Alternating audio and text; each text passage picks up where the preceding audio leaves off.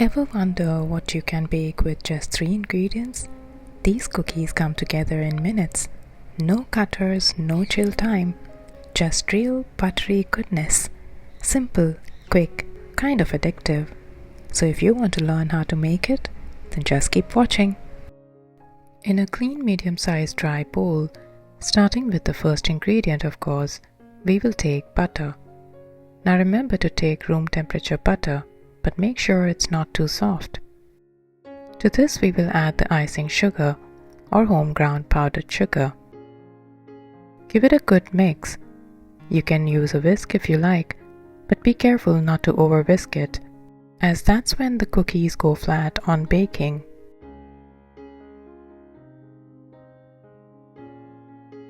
All you need to do is mix it just enough to get a smooth consistency.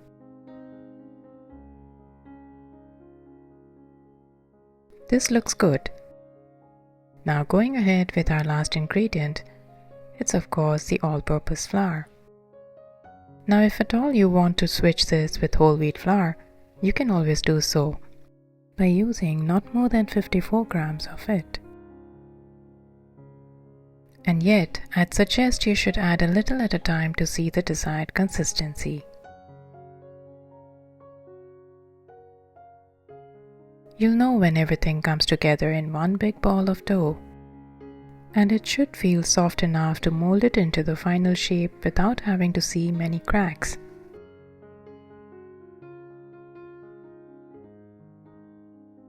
This is the consistency we are looking for. Going ahead with the next step now, I think it's good to call in your little ones at this point. Simply take a tray lined with parchment paper and taking a tiny dollop of dough, form it into a smooth little ball.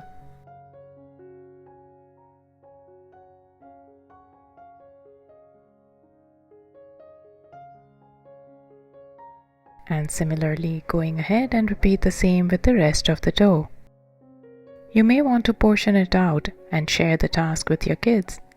That way they'll learn how to do a little bit of math with getting even-sized little balls to make this cookie. Simply take 5 little balls and press it together to form it into a flower-like shape.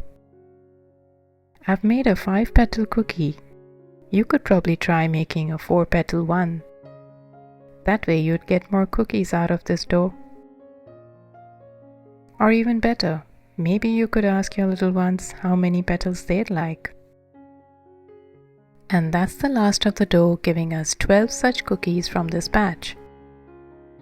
And now comes the fun part. These little chocolate gems will go on top of the little cookies. And of course, at this point, I don't think your kids would need any help in doing this. And what can I say? They'd probably end up popping half into their mouth.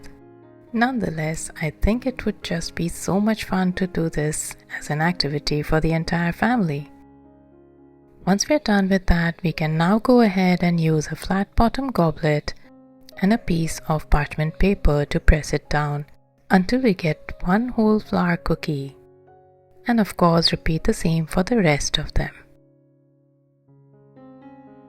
You may find a few cracks, but don't worry. That's probably because the dough has gone dry. And besides, it looks just as close to a real one.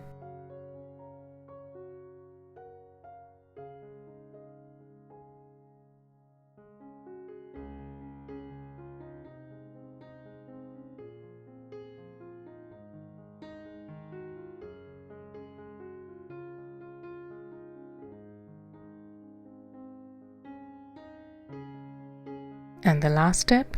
All you need to do is make an indentation along the center of each petal.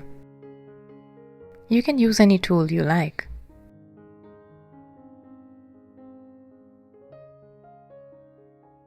Truly quite a therapeutic technique, I'll say.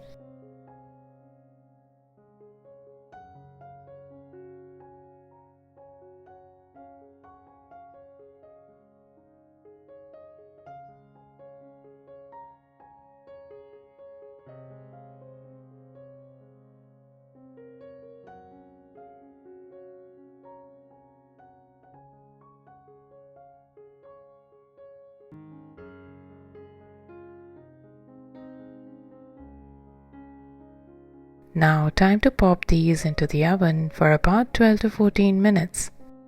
But make sure to keep an eye. And there you have it, beautiful little flour cookies. Can't help but think of these as a party treat too. Maybe you could host your kids' next birthday party with these little treats, and you'll be surprised to know because they'll be asking for more. And maybe their grandma would want to try one too. Pretty as they are, wouldn't think anyone would want to skip these.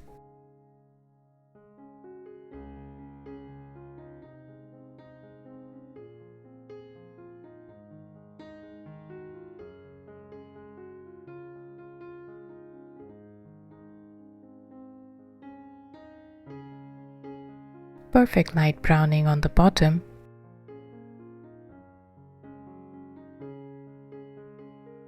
Time to see how they've turned out on the inside. And that snap of a cookie can easily get you going back for more. Beautiful crumbs on the inside as well. Perfect. I hope you get to try it soon. Do let me know in the comments below. Happy baking. Bye for now.